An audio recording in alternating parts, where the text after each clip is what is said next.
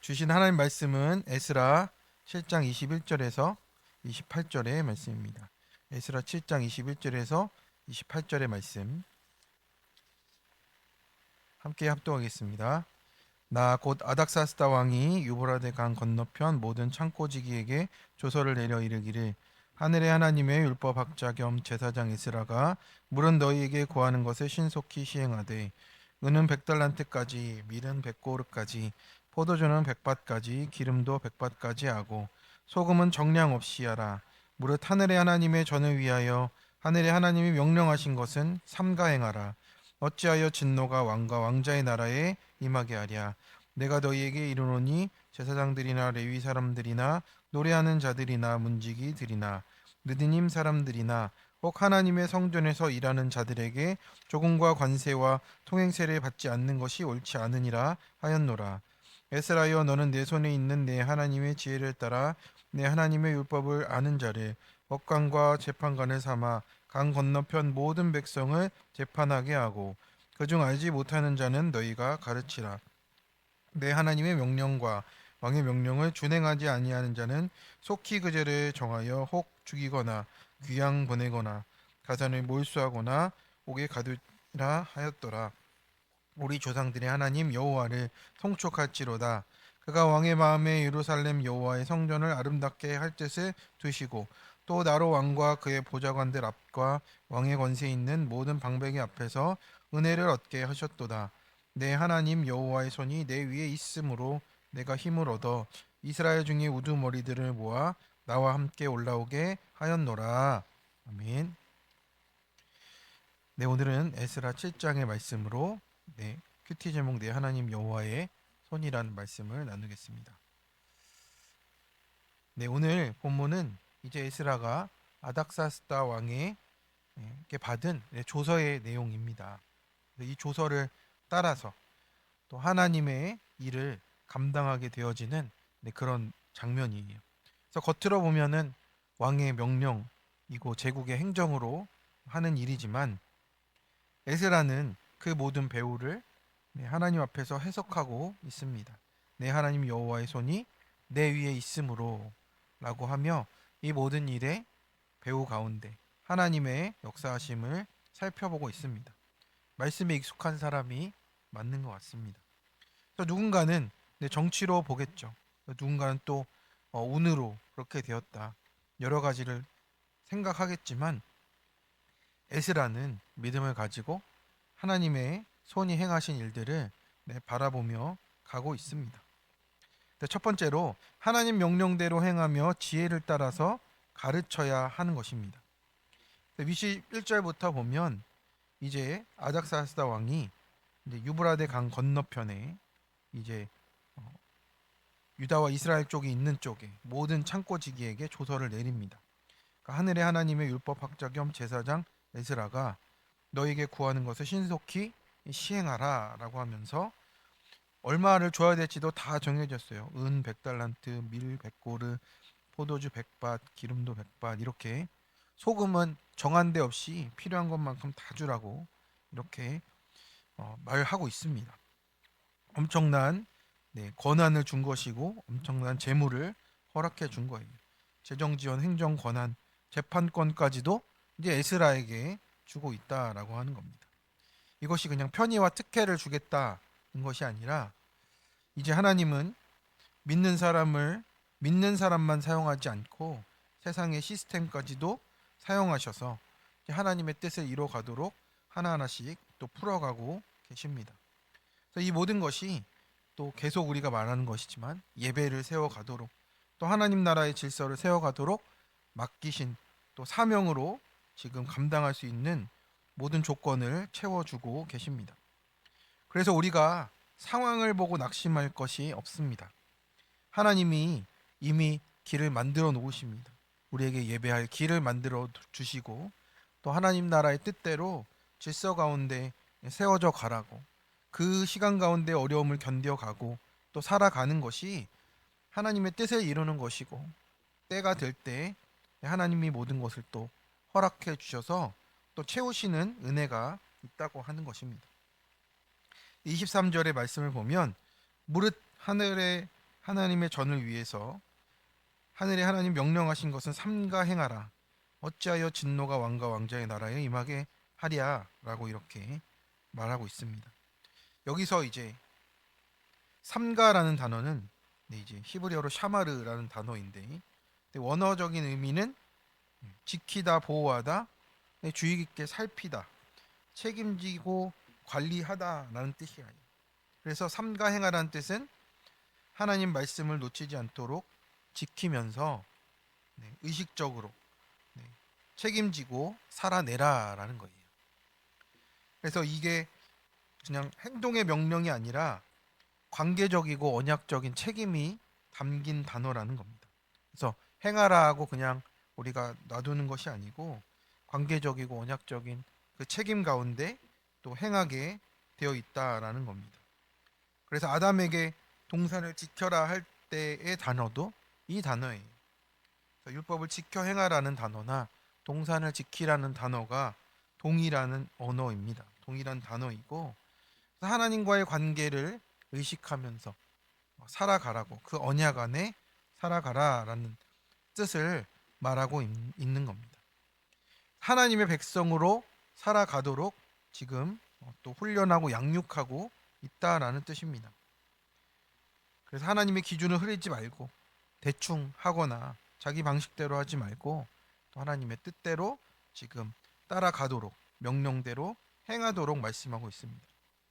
또 24절을 보면 성전에서 섬기는 자들에게 세금을 면제하라고도 합니다. 그래서 하나님을 섬기는 사명과 또 사역자를 지키는 질서를 또 세워가라고 했고요. 25절에 보면 이렇습니다. 내 하나님의 지혜를 따라라고 했습니다. 하나님의 지혜로 이제 살아가야 된다고 말씀하고 있는 겁니다. 그래서 지혜는 하나님의 뜻을 분별해서 적용해라 라는 뜻이에요. 그리고 이제 재판을 하고 심판을 하되 모르는 사람, 알지 못하는 사람은 가르치라라고 말을 하고 있는 겁니다. 그래서 에스라가 이제 제사장으로서의 기능만이 아니고 예배만 드리는 것이 아니라 말씀도 가르치고 질서를 세우고 또 그 사람을 통해서 가르치는 사람을 또 세우고 공동체를 세워가는 역할을 감당하라라고 에스라에게도 독려하고 있는 겁니다. 그래서 하나님의 일을 한다고 하면서 우리가 자기 방식대로 하면은 결국 무너지게 되어 있어요. 그래서 하나님은 지혜를 따라 가르치라고 이렇게 말씀하십니다. 이 지혜는 세상 지식이 아니고 말씀으로 분별하는 능력으로 나아가라고. 그래서 신앙은 이제 개인적인 경건에서 끝나지 않고 공동체에서 내가 세워진 자리를 섬기는 그 책임으로 나아가는 거예요. 말씀을 아는 것에서만 끝나면 우리는 그 말씀을 쓸 데가 없어요. 그러면 이제 머리에만 남게 되고 교만이 되어집니다. 그런데 말씀을 살아내고 섬기는 자리로 가면 이제 말씀 때문에 해야 할 일이 생깁니다. 그러면 사명이 되는 것이죠.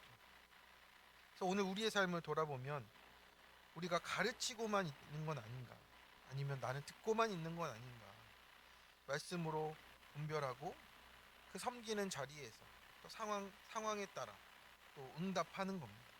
그래서 하나님은 오늘도 내 명령대로 삼가 행하고 내 지혜를 따라 또 살아가도록 우리에게 말씀하고 있습니다.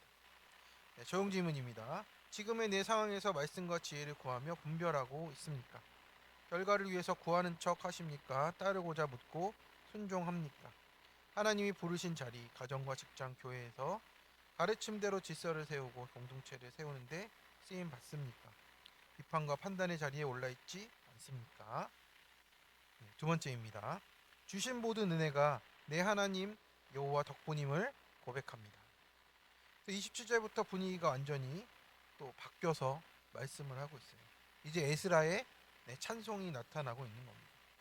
우리 조상들의 하나님 여호와를 송축할지로다 하면서 왕의 마음에 또 그 왕 보좌관들과 그 왕의 권세에 모든 은혜를 얻게 하신 하나님을 높여드리고 있습니다.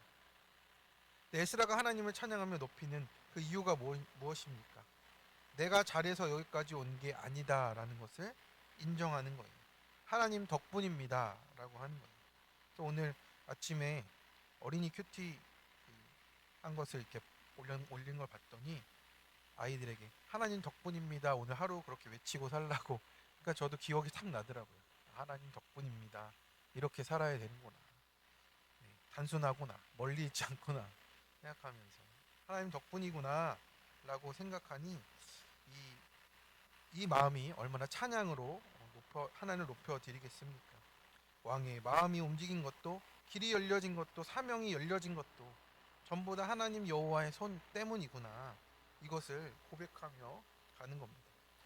이 고백이 이렇게 중요한 겁니다. 그래서 우리가 지난번에도 감사에 대해서 얘기했지만 이렇게 하신 것도 하나님이 하셨다고 인정하고, 저렇게 하신 것도 하나님이 하셨다 인정하는 게 감사라고. 저도 참 그 감사의 정의를 보면서 잘 될 때만이라고 생각했는데 그게 아니라 하나님이 이렇게든지 앞으로든지 뒤로든지 역사하고 계신다는 것을 지금 에스라는 인정하며 가는 것을 보게 됩니다. 우리가 같은 상황에서도 사람이 두 가지로 나뉘잖아요. 내가 열심히 해서 여기까지 왔다가 있고 하나님이 하셨다가 있어요.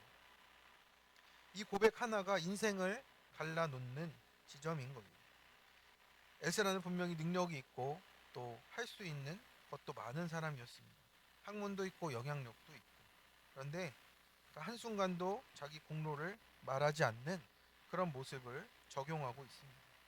오직 이렇게 말하잖아요. 내 하나님 여호와의 손이 내 위에 있으므로 라고 이렇게 고백합니다. 여기서 손은 능력과 개입과 주권적인 역사하심을 의미하는 거예요. 그러니 내가 할 수 없는 것들을 움직이신 분은 하나님이다 라고 인정을 하는 겁니다. 왕의 마음, 남편의 마음, 아내의 마음, 내가 할 수 없는 이 모든 것들, 상황의 흐름과 모든 결과도 하나님의 손이 움직이신다라는 고백이에요. 그래서 내가 했다 생각하는 순간 은혜는 끊어지고 하나님이 하셨다 고백할 때 은혜가 이어져 가는 겁니다. 그래서 우리는 지금 무엇을 자랑합니까? 내 수고를 보고 내 능력을 자랑하고 내 결과를 자랑하는 게 아니고 하나님 덕분입니다. 하나님이 하셨습니다. 고백하는 것이 우리의 자리라고 말씀하고 있습니다. 에스라는 은혜를 경험했기 때문에 담대해졌어요. 28절에 보니까 내 하나님 여호와의 손이 나를 도우심으로 내가 힘을 얻어라고 이렇게 말했어요. 개역 개정판에서는 용기를 얻어 이렇게 하거든요. 은혜를 아는 사람이 담대하게 되고요. 힘을 얻고 또 용기로 붙잡게 된다라는 겁니다. 그러니까 하나님이 하셨다는 것을 알기 때문에 이제는 두려움 대신 순종이 나오고 계산 대신 우리가 헌신으로 하나님 앞에 나아간다라는 겁니다. 청년 큐티의 내용이에요. 어려운 개척교회에 부모님을 둔 자녀였어요. 목사님과 사모님의 아들이었는데 경제적으로 아주 힘든 어린 시절을 보냈답니다. 그러던 중에 이제 도시로 이사를 하게 되었고, 내 친구와 있었던 일 때문에 이제 싸우게 됐는데 아빠가 이제 오른밤을 맞으면 왼밤을 돌려드라 이렇게 얘기를 해가지고 큐티를 하며 말씀하셔야 되는데 그냥 원칙만 얘기하셔가지고 이 친구가 그렇게 하다가 중3 내내 따돌림을 당해서 어려움을 겪었답니다. 지혜가 있어야 된다는 것 같습니다. 하나님을 그래서 하나님을 싫어하게 됐고 하나님을 원망하고 또 신은 없다 이런 생각을 하며 이 청소년기의 시간을 보냈답니다. 그러다가 어떻게 이제 아는 분을 통해서 좋은 찬양팀에 들어가서 섬기다가 관계의 어려움을 당하게 됐답니다. 또 자기가 이용당했다 여겨지니까 또 그 자리에서 또 하나님을 또 멀리하게 되었고 교회를 끊게 되었다고. 그러다가 이제 어머님의 간곡한 요청으로 이제 큐티하는 교회로 가게 되었고, 그래도 다니지만 예배도 소그룹도 그냥 가는 둥 마는 둥 그냥 그렇게 지냈습니다. 그러다가 심낭과 심근염과 폐렴이 한꺼번에 오는 큰 사건이 왔답니다. 묵상을 하다 보니 하나님께서 명령하신 것을 삼가 행하라. 예배 가운데 예배 나아가고 하나님을 섬기라는 이 모든 것을 삼가 행하라 하셨는데 그 말씀에 순종하지 않았던 자신의 모습이 보였답니다. 중환자실에 누워 있는 저를 보지도 못했지만 목사님과 소그룹 리더가 찾아와서 계속 기도해주고, 또 한 달 뒤에는 일반 병실로 옮겨지고 하면서 이제 또 생활을 회복하게 되었답니다. 그 후에 이제 양육을 받고 이제 하나하나 하나님이 또 풀어가시고 또 소그룹 리더까지로 불러주셔서 또 그 은혜로 섬기며 가게 되었다라고 이렇게 고백하는 청년 친구의 고백이었습니다. 참 어려운 시절을 보냈고 또 마음의 시험과 신앙 때문에 시험이 들만한 어려운 상황을 겪었던 것 같습니다. 그런데 하나님의 말씀을 붙잡고 하나님의 말씀이 돌이키시니까 하나님이 그 삶에서 그 삶의 또 위험한 이 사건 가운데서 하나님을 만나도록 인도해 주신 것을 우리가 보게 됩니다. 그래서 우리가 오늘 말씀을 통해 두 가지를 묻게 되는 거죠. 나는 하나님 말씀과 지혜를 따라 살고 있느냐, 모든 것을 하나님의 손으로 해석해 가고 있느냐라는 겁니다. 그래서 우리가 말씀대로 살고 은혜로 해석하는 것은 어떤 것입니까? 좋은 일이 있을 때는 즉시 하나님이 하셨습니다 고백하는 것이고, 어려운 상황에서는 이 일에도 하나님의 손이 있습니다 고백하며 내 믿음으로 나아가게 하는 거죠. 앞으로도 믿음이고 뒤로도 믿음인 우리의 이 이론론적인 삶이 있어야 된다라고 말씀하는 거예요. 이것이 해석인 거죠. 붙으면 회개하고 떨어지면 감사하는 그 해석이 우리 가운데 매일매일 있어진다라는 겁니다. 그래서 하나님 손으로 해석하면 구원이 되고, 내 생각으로 해석하면 원망만 남는 것이 우리의 현실입니다. 그래서 오늘 하루도 내 하나님 여호와의 손이 내 위에 있다. 어려운 상황이 닥쳐도 이 일에도 하나님의 손이 있습니다 고백하며 가시는 우리 모든 성도님들 되시길, 그러므로 말미암아 내 하나님의 선한 손에 도우심 받는 성도님 되시길 축원합니다. 적용 질문입니다. 지금 이 자리에 있을 수 있도록 내 하나님 여호와의 손이 어떻게 도와주셨습니까? 내 고난의 상황 속에 말씀으로 해석이 됩니까? 그 자리에서 이 일에도 하나님 손이 있습니다 고백으로 나아갑니까? 우리 함께 기도하겠습니다. 사랑과 은혜가 풍성하신 하나님 아버지, 이 아침에도 우리를 깨우셔서 말씀 앞으로 나오게 하시고 하나님을 내 하나님이라 부르며 그 도우심의 손 가운데 오늘도 살아게 하심을 감사를 드립니다. 우리 그동안 말씀을 들으며 내 생각과 경험을 더 위하며 살았고, 가르치기보다 판단하고 세우기보다 방관했던 우리의 죄를 용서하여 주시옵소서. 이제는 우리의 기준을 말씀으로 바꾸어 주시고 하나님의 지혜를 따라 그때그때 분별하며 살아가도록 인도하여 주시옵소서. 가정에서, 교회에서, 삶의 자리에서 말씀을 살아내고 전하는 자 되게 도와주시고, 나로 인해 또 우리로 인해서 한 영혼 살고 공동체가 세워지는 은혜가 있도록 도와주시옵소서. 하나님, 우리가 잘 될 때마다 내 덕분이다가 아니라 하나님 덕분임을 더 고백하게 하여 주시옵시고, 어려운 상황이 와도 이 일에도 하나님의 손이 있습니다 고백하면서 앞으로도 뒤로도 믿음만 남게 하여 주시옵소서. 하나님, 이제 특별히 우리 교회와 성도들의 가정 붙들어 주시고 삶의 자리에서 말씀의 질서가 회복되며 관계와 건강과 재정의 문제 가운데도 주의 선하신 손길로 붙잡아 주시옵소서. 이 모든 것을 우리 주님께 맡겨드리오며 우리 선하신 손으로 역사하시는 우리 주 예수 그리스도의 이름으로 기도드립니다. 아멘. 우리 함께